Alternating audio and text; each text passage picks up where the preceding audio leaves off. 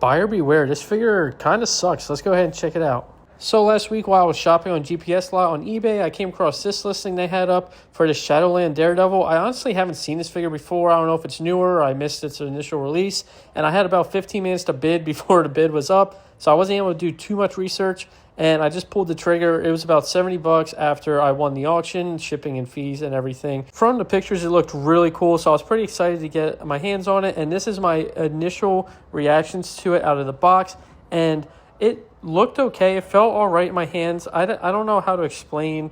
I haven't held that Netman Ultimate Spider-Man third party yet, but a lot of people explained it as like kind of like a balloon-like material. And I would say this is pretty similar. As you can see here, we're not losing a lot of articulation, even with him in his skin-tight suit. So this is a good start. But I want to swap around some parts too. This head sculpt, I think, is one of the cooler parts of this kit. So I'm going to go ahead and heat it up because I tried to swap the head, but it did not work. So that business card definitely was right that you need to heat up the parts to move it around. I also heated up this holster to try to move it up the leg, and it broke. So that's not great. As you see here, I just left it off, and I put the head that it came with back on because I could not get the other head on. The ball peg came out with this head sculpt. So again, another dud. I also noticed when I was swapping the hands, you have to heat them up just to swap them, and the ball joints are actually painted, so the black was coming off the ball joints almost immediately, which kind of sucks. So I was pretty disappointed right away with this figure. We'll go through articulation again here.